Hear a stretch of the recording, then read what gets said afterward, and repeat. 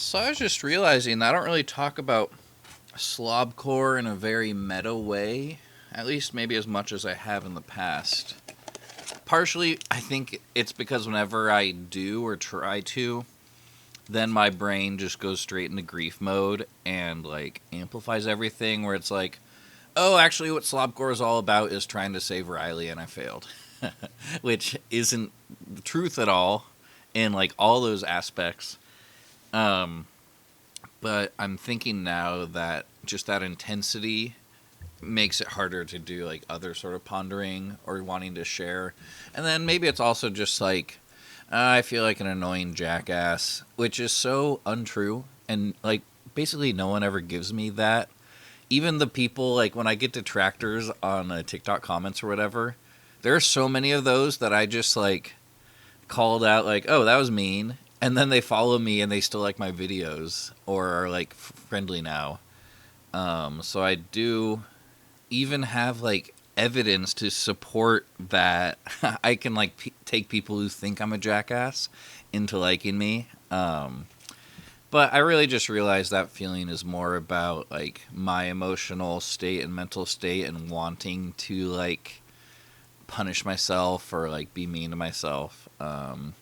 And so there's a lot of projection that I can do sometimes. And I think because I've been stuck in those mindsets, I worry about like that negativity or just like ickiness coming out when I'm trying to explain myself or trying to think too hardly or introspect about slobcore and what I'm doing.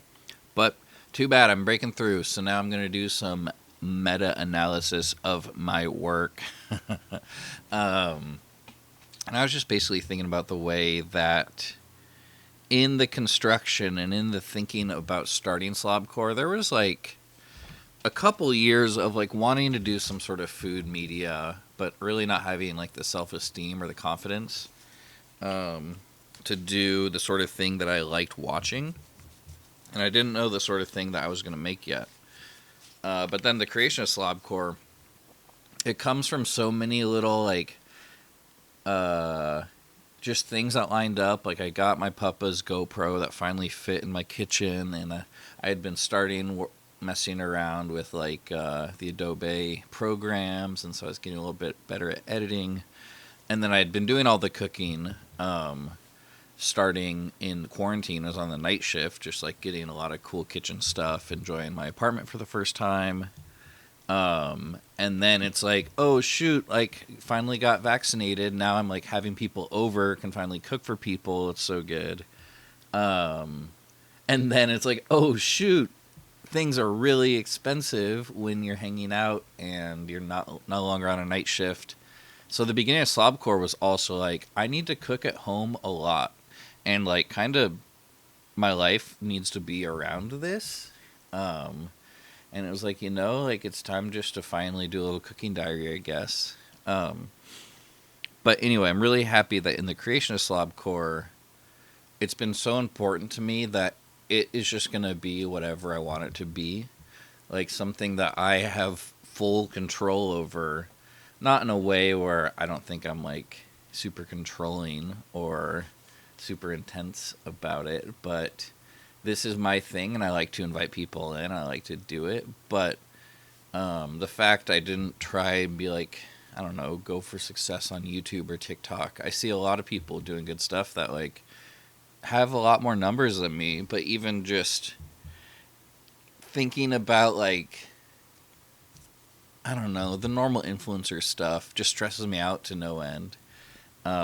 So of course, the thing that I built and that is like this extension of my cooking and just of my thoughts and my creation, um, intentionally was very flexible and able to change up and is more um, coming from me rather than like this thing where I really want to impress.